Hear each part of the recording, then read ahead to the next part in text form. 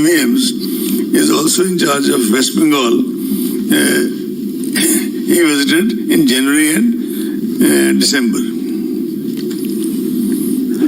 Full Commission visited all the 5 poll-going states and UT of Puducherry in January and February.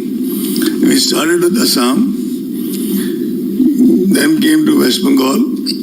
After an interval of about 5-6 days, we went to Tamil Nadu, Puducherry and Kerala. And our system is that we start with interactive interaction with the political parties and entities, because the firm belief of the Commission is that after a voter, it's the political parties and entities who actually form the bedrock of the entire electoral process. After that, we listen to the field officers. We also talk to the regulatory agencies of both Government of India as well as the state government. We culminate our official meetings with the meeting with the Chief Secretary, DGP, senior officers of that state, and finally, we end the visit with a briefing to the media, as was done in all these 5 states. I must compliment the voters whose trust in India's democratic system, resolved to articulate their electoral choice, and firm determination to participate is inspiring. They brave several odds and difficulties, personal, domestic, professional, sometimes even barriers, to come out on the election day to mark their votes at the polling station. In fact, if you recall, a whole lot of you attended the NVD this time also, as you do every year. We have prepared an entire collage around the common man of R.K. Lakshman to kind of explain and convey the ECI's ethos of how we perceive the elections. The terms of Assam is up to 31st May 2021. Number of assembly seats is 126. Please tell me if you don't catch me, I'll speak again. Term of Assam is 31st May 2021. Number of assembly seats is 126. Reserved seats SC 8, ST 16. Term of Tamil Nadu is 24th May 2021. Number of assembly seats 234. Reserved seats SC 44, ST 2. West Bengal, term of assembly is up to 30th May 2021. Number of assembly seats is 294.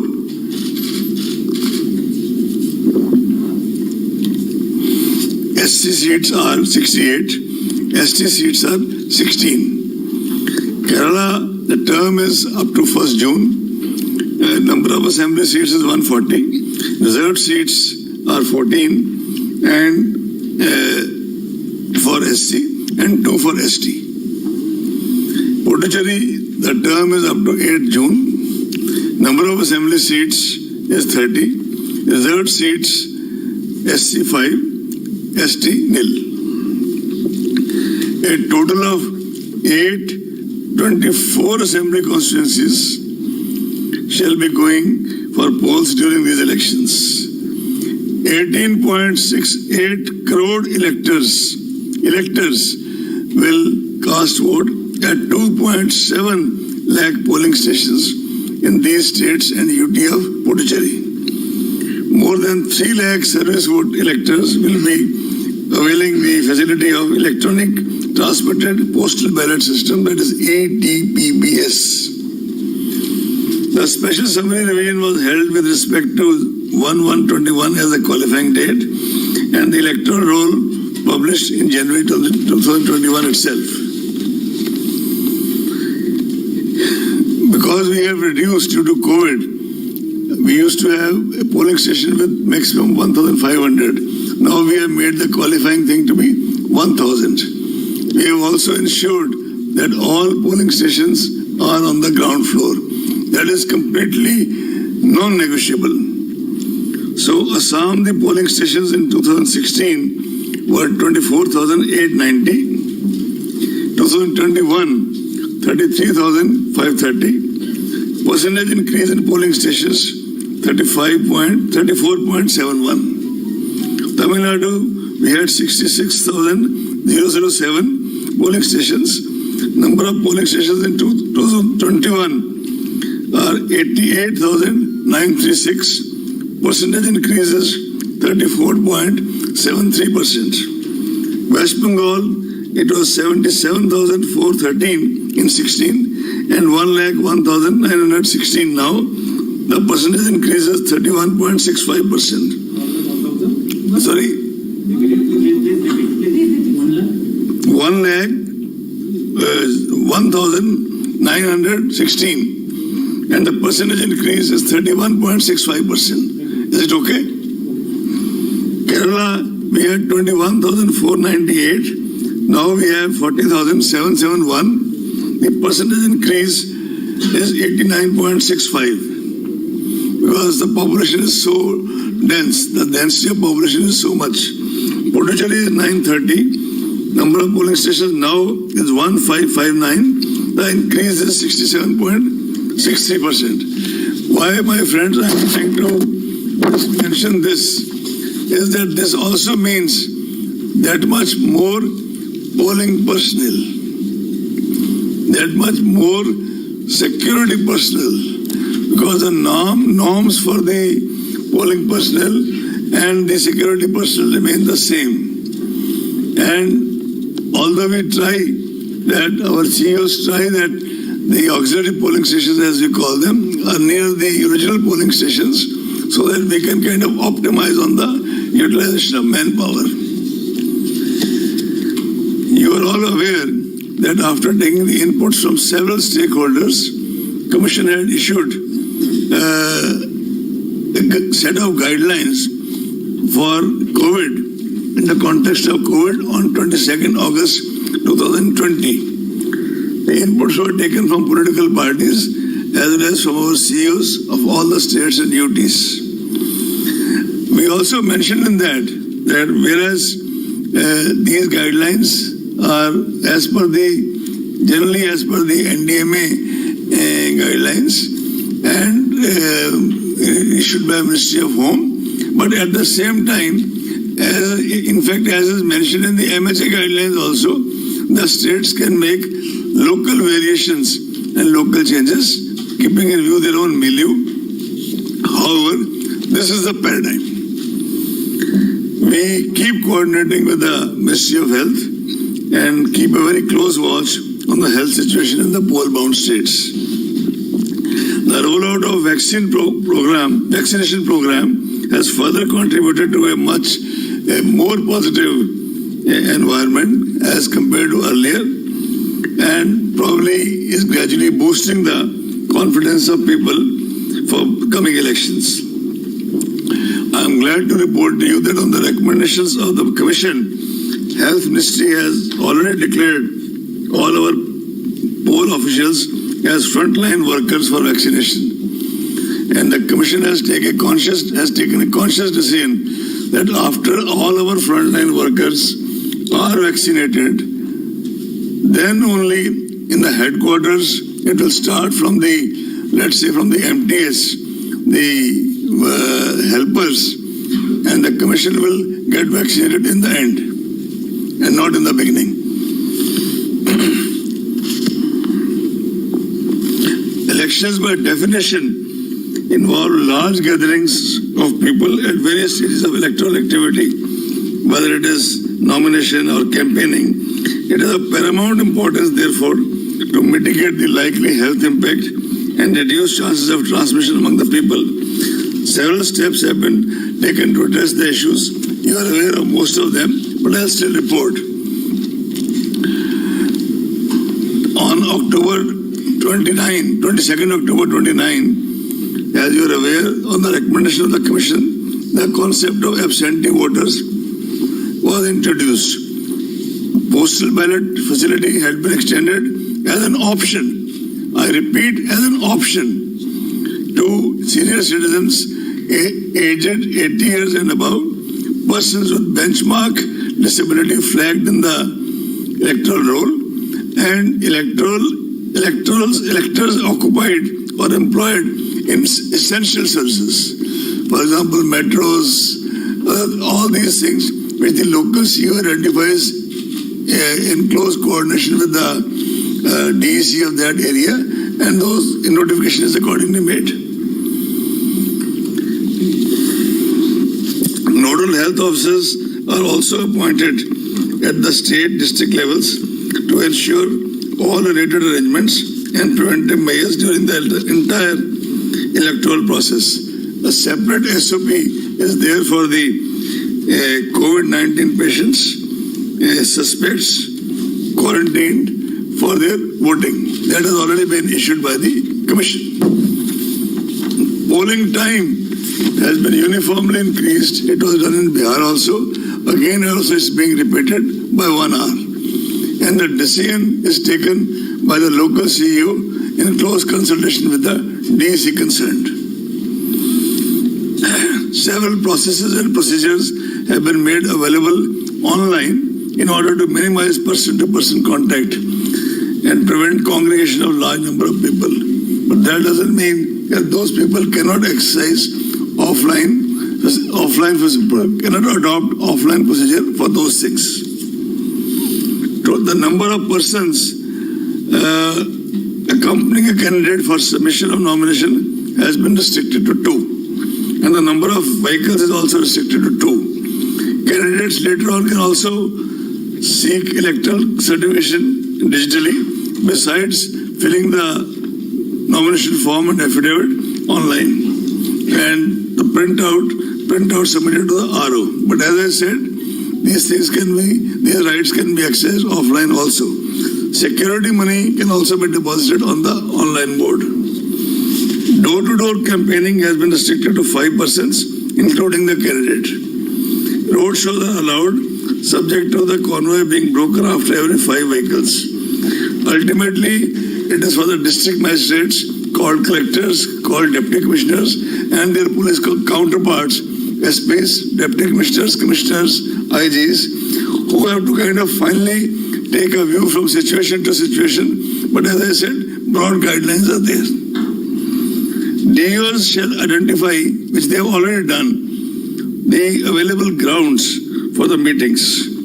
And DOs have been instructed, CEOs have been instructed to print a list of those grounds district-wise in the English as well as vernacular papers, so that people are aware which grounds are available in which state.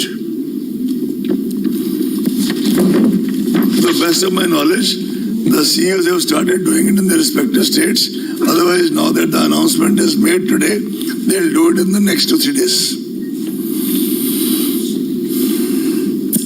Adequate CAPF deployment shall be ensured during elections. All critical vulnerable polling stations have already been identified, and adequate numbers of CAPF will be deployed in such critical booths. Advanced teams are already deployed in these states and UTs. One day a news item came that some advanced teams have been sent only to West Bengal.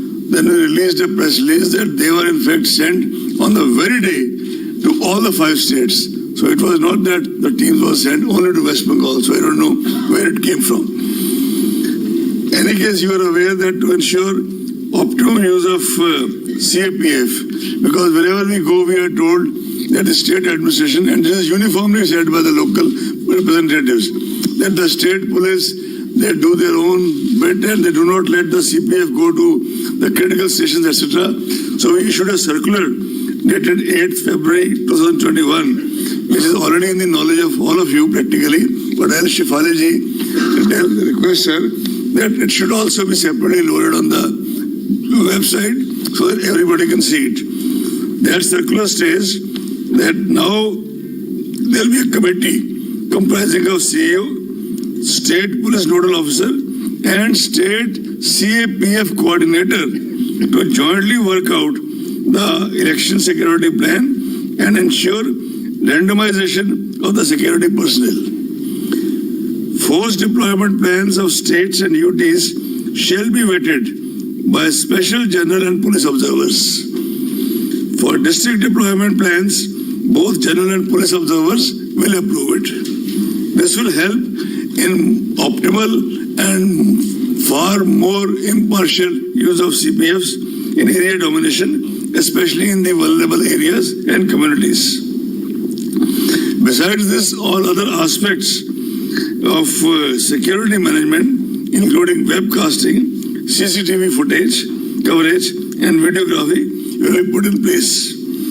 On 25th February 2021, Commission has directed by issuing a notification that arrangements for webcasting shall be done in all the critical polling stations and all polling stations in vulnerable areas, at least in the 50% such cases, including auxiliary polling stations, whichever is higher. I mean, if somebody can do 75, we should be too happy. If somebody can do 100, some of the CEOs did it, but 50% is the benchmark. It cannot be below 50%. You are also aware that ECI has had for some time time-tested and robust system in deploying central observers over and above the district observers, special central observers for depending on the sensitivity of a particular state for law and order and for expenditure, etc., etc. In fact, in Bihar elections and in earlier elections also in Maharashtra, in Gujarat, all these places we had deployed such observers, and some of them did exceptionally well. In fact, one or two of them, most of them are retired members of CBDT or CBIC. Also, some of them have been in investigation in their own postings for a very long time. And such observers, this time I would like to take out the name of observers. Assam, General Observer, Shri S. Srinivasan, Odisha, belongs to Odisha, Cadre Odisha, retired IAS from 80 batch. West Bengal, Shri Ajay Naik, 84 batch, retired. He used to be our CEO in Bihar and one of the best CEOs the Commission ever had. Not that we have dearth of them, but he was one of the best of the best. Kerala, we are still finding out a person. We just have 2-3 options, but you have to take their consent. In a day or so, that will also be done. Tamil Nadu, Alok Vardhanji, Bihar 86, retired. Puducherry, Manjeet Singh, 88, Rajasthan. IPS observers, Shri Ashok Kumar Ji, IPS UT, 89 batch for Assam. Shri Vivek Dubey, 81 for Bihar. You would recall that Shri Dubey was observer in West Bengal in the last parliament elections also. Shri M.K. Das, IPS 77 batch, retired. He was earlier observer in Manipur and Tripura and under very different circumstances, and he acquitted himself exceptionally well. Shri Deepak Mishra Ji, IPS retired, EGMO cadre in Kerala. Shri Dharmendra Kumar Ji, IPS retired. He was Special Commissioner in Delhi also, EGMO cadre. He is in Tamil Nadu.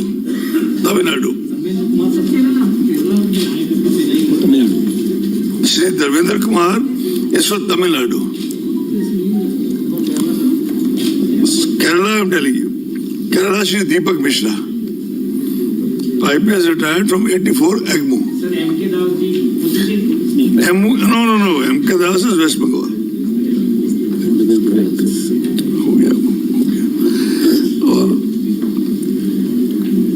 Are you clear about IPS observers? Vivek Dubey, West Bengal.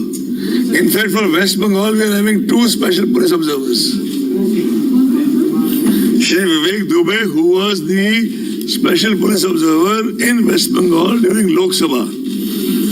He is from Andhra Pradesh 81 batch. Shri Minal Kanti Das, M.K. Das, 77 Manipur Tripura cadre. He also will be for West Bengal. He was our special observer in Tripura during the Lok Sabha elections. Shri Deepak Mishra ji, ECMO cadre for Kerala.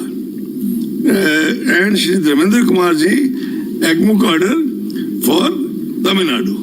I am clear now? Puducherry, we have not appointed anybody as yet. If only need be felt, we'll do it, but we presently think there may not be any requirement. And while taking the name of Shri Ashok Kumar for Assam, I mistakenly mentioned his cadre as UT 89. It is actually Tamil Nadu 81. I apologize for that. Now comes to expenditure observers. Srimati Neema Nigam, IRS. Neena Nigam, IRS for Assam. Shri B. Murli Kumar, IRS retired for West Bengal. If you recall, Shri B. Murli Kumar was one of those observers who had prepared a report which resulted in the recension of at least one election in Tamil Nadu. Shri Pushpinder Singh Punia, IRS for 85 for Kerala. Madhu Mahajanji, IRS retired 82, and Balakrishna ji, IRS retired 83 for Tamil Nadu, because Tamil Nadu is highly expenditure sensitive.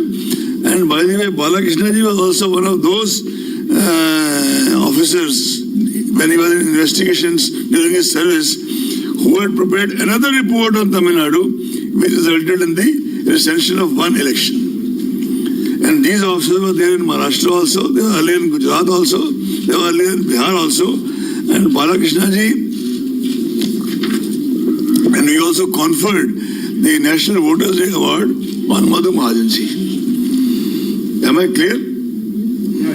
So since you mentioned about Tamil Nadu is very sensitive, what sensitive is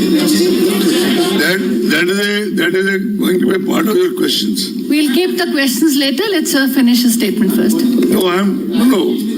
Expenditure sensitive. I will answer to you. Actually, I'll start answering with you only. Okay. I'll start with you now. If you want me to give the answer right now, I can give right now. There has been no other state in that sense where two elections had to be rescinded. Vellore and R.K. Nagar. R.K. Nagar twice. Am I clear? While deciding the elections, the commission and our officials, we do try to accommodate, rather juxtapose all the local sensitivities in terms of festivals, fairs, as well as the movement of central forces, availability and movement of central forces. We cannot say that we